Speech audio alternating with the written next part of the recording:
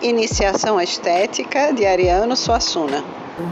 O livro do professor Ariano Suassuna, dramaturgo, artista, teatrólogo. Acaba que as obras dele foram adaptadas também para o cinema, né? Então, essa ideia do Ariano Suassuna, né, de transformar o conhecimento dele em livro, foi um pedido da Universidade Federal, porque ele já vinha dando aulas e percebendo um problema muito grave, que é a falta de acesso aos livros originais. Imagine que estamos em 1970 e sequer os livros de Ernest Grazi, tantos autores que ele menciona lá, não tinham sido traduzidos. Então, como é que os alunos iam ter acesso a esses livros, a essas teorias?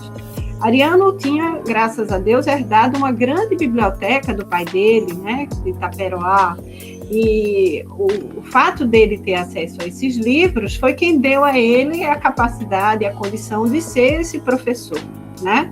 Mas ele sentia esse grande abismo que existia na hora de dar as aulas para os alunos, porque eles não tinham acesso aos livros e assim ficaria muito difícil chegar a essa possibilidade de compreender o que é realmente a iniciação à disciplina chamada estética. E aí ele criou essa disciplina na Universidade Federal de Pernambuco, a editora da Universidade Federal de Pernambuco imprimiu o livro dele, com o nome da disciplina, Iniciação à Estética, e mais tarde ele deu um outro curso chamado O Universo das Artes Brasileiras. Essa visão de iniciação ao universo da estética vai estar muito irmanada com a perspectiva do artista Ariano Suassuna, não apenas do professor. E quando ele cria esse segundo curso, o Universo das Artes Brasileiras, para afirmar uma voz que esteja em mesmo plano com relação a esses outros teóricos, a essas outras discussões sobre a ideia de belo, né? O que Ariano vai fazer é perceber aqueles autores espanhóis, italianos, ele não é muito chegado na literatura americana, mas os ingleses, né, os franceses, os alemães, sobretudo, porque os alemães tiveram um século inteiro, né, de dominação desse debate da literatura, que é a época do romantismo. Alguém levantou a mão? O Sobson. Eu, professora. Pois não, Jobson. Eu só queria comentar aqui uma entrevista que ocorreu com Ariano Suassuna, né, em que Ariano Suassuna dizia que uma vez Chico Saisen veio aqui e me chamou de mestre. Só que, tipo, Ariano Suassuna, ele falou, porque você me admira tanto, mas você tem Chico Sainz no nome, né, um estrangeirismo. Isso. Ariano Suassuna, ele não gostava muito disso, né?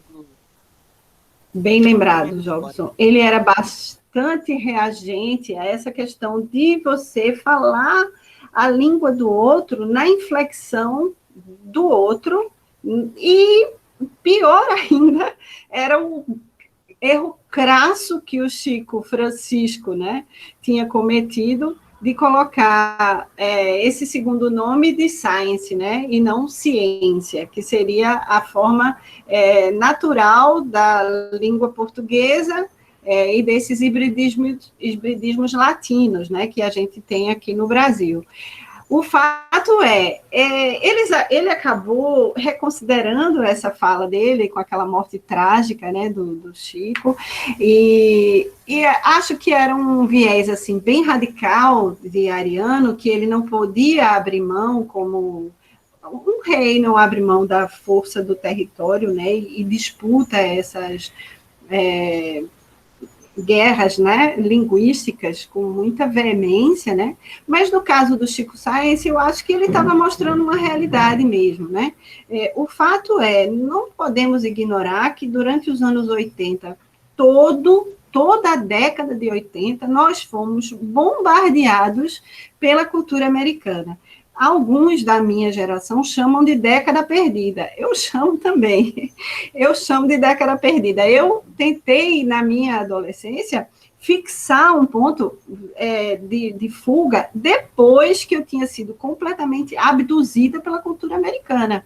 E ainda por cima eu me chamando Geórgia. E estudava inglês porque eu tinha uma tendência a estudar mais de uma língua. Então, assim que eu me alfabetizei, aos 7 anos, eu já queria ler também as palavras em inglês, que estão presentes cotidianamente na nossa vida, né?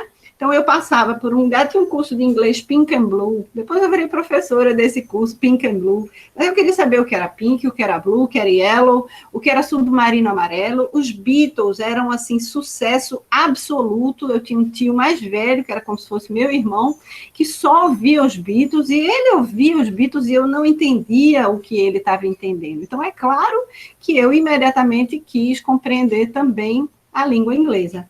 Então, a reação do Ariano é natural, mas eu acho da mesma forma, com a mesma intensidade, natural que Chico Science tenha fortalecido a sua própria história, né, como sendo um artista híbrido, né, que aí depois a gente vai ter um tropicalismo que vai defender muito esse hibridismo, né.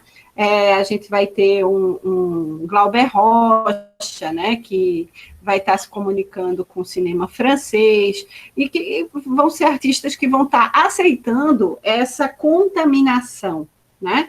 Não existe mais nem a teoria pura, e o contágio, ele é inevitável.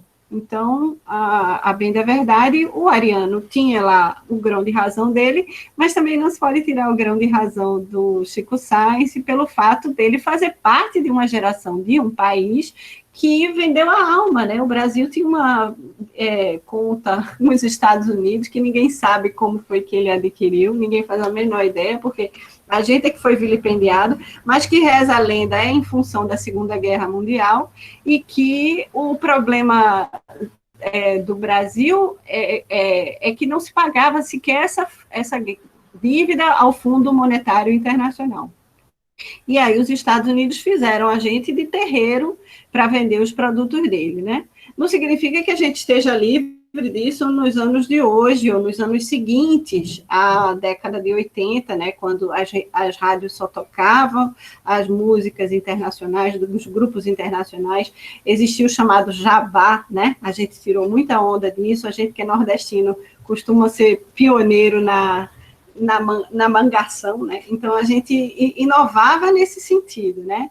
De mangar e de reagir a essas dominações, né? Mas o fato é, como o Chico Science iria negar a legitimidade de que os colegas realmente o chamavam de science e não de ciência, né?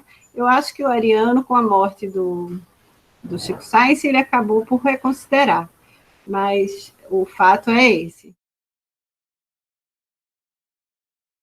A estética, e o fundamento disso, minha gente, é alguma coisa que nasceu na época de Platão, mas que vai ganhar o nome da disciplina estética em 1750, com a revisão em 1758, por um teórico chamado Alexander Gottlieb Baumgarten.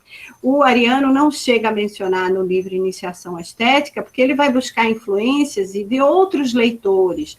Ele traz um debate bastante dessa arte do harmônico, que era a arte platônica, e depois do que ele vai chamar de arte do desarmônico.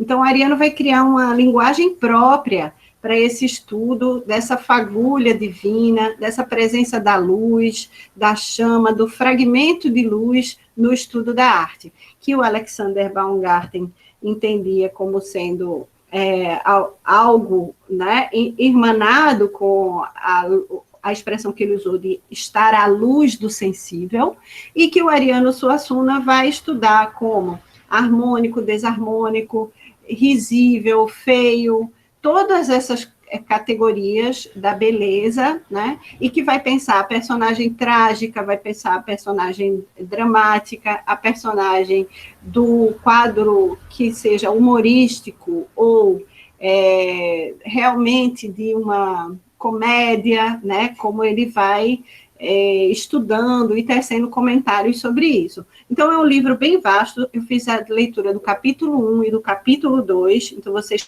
têm à disposição o capítulo 1 e o capítulo 2 do livro, tem à disposição a própria aula de iniciação à estética, onde eu estou ali trazendo esses conceitos por anotações do próprio Ariano em sala de aula, neste curso chamado Universo das Artes Brasileiras, onde ele separa e mostra nessa nova nomenclatura, né, a arte enquanto o belo enquanto harmonia e o belo enquanto desarmonia.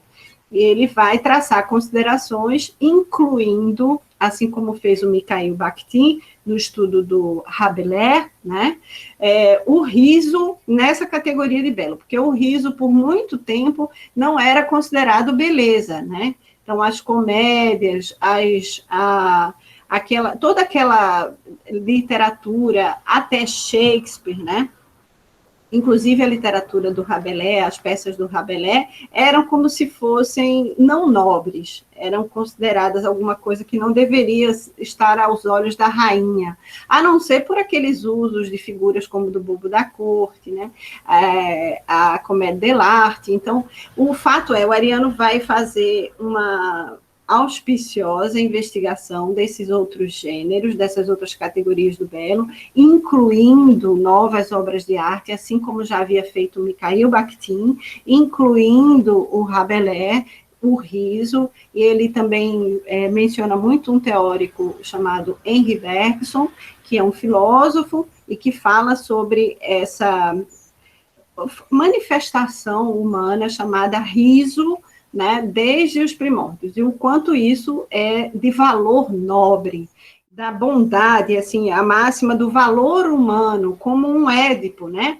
Um Édipo que, mesmo submetido à tragédia, ao final vai se manifestar como alguém que pune a si mesmo, porque ele não considera um mundo sem a presença dessa vinculação com os valores máximos, né? Os valores maiores que têm a ver com a ideia do divino, da conexão da divindade. O Ariano também vai construir uma obra, tanto artística quanto crítica, bastante vinculada à ideia de permanência do divino, ou da presença do divino, nesses estudos científicos. Ele não faz como outros autores, o Friedrich Nietzsche, por exemplo, né, que escreve o Crepúsculo dos Deuses, que vai desconsiderar mais essa força de uma divindade. Não, ele continua considerando essa força e essa conexão com a divindade, mas ele vai incluir outros gêneros que não haviam sido incluídos. Ficou claro, minha gente?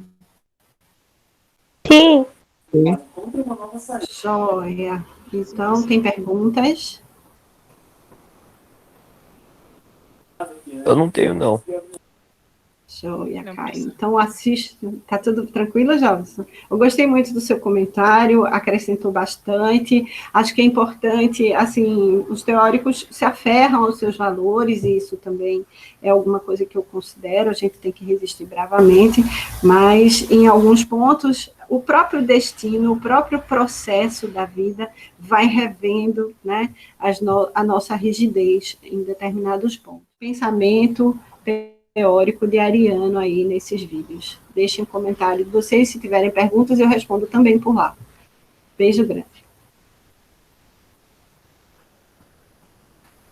E obrigada pela presença de vocês. Tchau, prof. Beijo. Até outro Tchau. dia. Tchau, Até, professora. parabéns. Professora. Abraço grande. Parabéns, Felipe, Jobson, Joane. Tchau. Parabéns. Obrigado, Parabéns, obrigado. Letícia. Parabéns, Daniel. Obrigada. Foi ótimo. Obrigado. Tchau, tchau. Parabéns, Daniel, Felipe. Até a próxima.